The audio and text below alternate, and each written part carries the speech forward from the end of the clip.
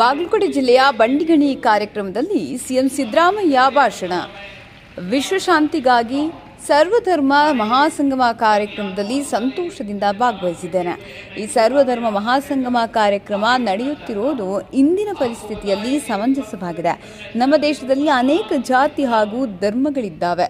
ಜಾತಿ ಧರ್ಮಗಳನ್ನು ನಾವು ಮಾಡಿರೋದಲ್ಲ, ಮೊದಲಿನಿಂದಲೂ ಬೆಳೆದುಕೊಂಡು ಬಂದಿವೆ. ನಾವು ಯಾವುದೇ ಧರ್ಮ ಜಾತಿಗೆ ಸೇರಿದ್ರೂ ಸಹ ಬೇರೆ ಜಾತಿಯವರನ್ನ ಪ್ರೀತಿಸಬೇಕು ವಿನಃ ದ್ವೇಷಿಸಬಾರದು.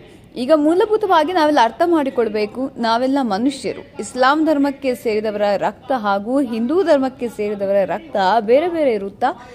ನಾವೆಷ್ಟು ಸ್ವಾರ್ಥಿಗಳಾಗಿದ್ದೇವೆ ಅಂದರೆ ನಮಗೇನಾದರೂ ಆಗಿ ರಕ್ತ ಬೇಕಾದರೆ ಆಗ ಯಾವುದೇ ಜಾತಿ ಧರ್ಮ ನೋಡಲ್ಲ. ಕಾಯಿಲೆ ವಾಸಿ ಆಗಬೇಕಪ್ಪ ದೇವರೇ ರಕ್ತ ಹಾಕಿ ಅಂತೀವಿ. ಇದು ನ್ಯಾಯನ ಧರ್ಮನ?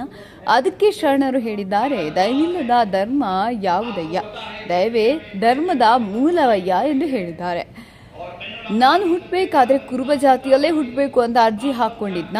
ನಮ್ಮ ಅಪ್ಪ ಅಮ್ಮ ಕುರುಬ ಜಾತಿಯವರು, ಹಾಗಾಗಿ ನಾನು ಕುರುಬ ಜಾತಿಯಲ್ಲಿ ಹುಟ್ಟಿದೆ. ಅದಕ್ಕಿಂತ ಮೂಲವಾಗಿ ನಾನೊಬ್ಬ ಮನುಷ್ಯ. ಜಾತಿ ವ್ಯವಸ್ಥೆಯಿಂದ ಗುಲಾಮಗಿರಿ ಮನೆ ಮಾಡಿಕೊಂಡು ಬಿಟ್ಟಿದೆ. ಮೇಲ್ಜಾತಿಯವನು ಸಿಕ್ಕಿದಾಗ ಬುದ್ಧಿಸ್ವಾಮಿ ಅಂತೀವಿ, ಅದೇ ಕೆಳ ಜಾತಿಯವನಾಗಿದ್ರೆ ಅವನನ್ನು ಸಿಂಗುಲರ್ ಏಕವಚನದಲ್ಲಿ ಮಾತನಾಡ್ತೀವಿ. ಇದೇ ಗುಲಾಮಗಿರಿಯ ಸಂಕೇತ.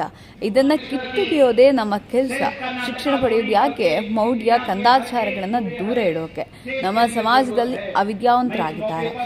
ಆಗ ಮಂತ್ರ ಸಂಸ್ಕೃತ ಕಲಿಯೋ ಅವಕಾಶ ಇರಲಿಲ್ಲ. ವಿದ್ಯೆ ಯಾರಪ್ಪನ ಮನೆ ಸ್ವತ್ತಲ್ಲ. ಅವಕಾಶ ಸಿಕ್ಕಿದ್ರೆ ಯಾರು ಅವಿದ್ಯಾವಂತರಾಗಲ್ಲ. ಅಂಬೇಡ್ಕರ್ ಸಂವಿಧಾನ ರಚಿಸೋಕೆ ಆಗ್ತಿರ್ಲಿಲ್ಲ, ಹಾಗೂ ವಾಲ್ಮೀಕಿ ರಾಮಾಯಣ ಬರೆಯೋಕೆ ಆಗ್ತಿರ್ಲಿಲ್ಲ. ಸಂವಿಧಾನ ಕರ್ತೃ ಅಂತ ಕರೀತೇವೆ. ನಮಗೆ ಅವಕಾಶ ಸಿಗಲಿಲ್ಲ, ನಾವು ಅವಿದ್ಯಾವಂತರಾದ್ವಿ. ಅವಕಾಶ ಸಿಕ್ತು, ನಾವು ವಿದ್ಯಾವಂತರಾಗ್ತೇವೆ. ಇಬ್ಬರು ಸಿಸ್ಟರ್ಸ್ ಹಾಗೂ ಅಣ್ಣಂದರು ಅವಿದ್ಯಾವಂತರು. ಸಿದ್ದರಾಮಯ್ಯಗೆ ಮಾತ್ರ CM ಆಗೋ ಯೋಗ ಕೊಟ್ಟನ ದೇವರು. ಇನ್ನುಳಿದ ನಮ್ಮ ಇಬ್ರು ಅಣ್ಣಂದಿರಿಗೆ ಯಾಕೆ ಯೋಗ ಸಿಗಲಿಲ್ಲ? ಈ ಮೌಢ್ಯಗಳನ್ನ ನಾವು ಬಿಡಬೇಕು.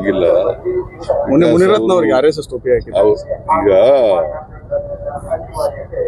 ನಿನ್ನೆ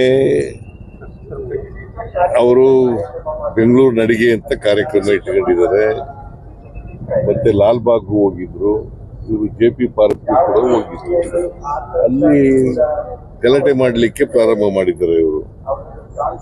ಅವರು ವೇದಿಕೆ ನಿರ್ಮಾಣ ಮಾಡಿದ್ರು. ವೇದಿಕೆಗೆ ಬಂದು ಕೂತ್ಕೊಂಡು ಅವ್ರ ಅಭಿಪ್ರಾಯ ಹೇಳ್ಬೋದಾಗಿತ್ತು.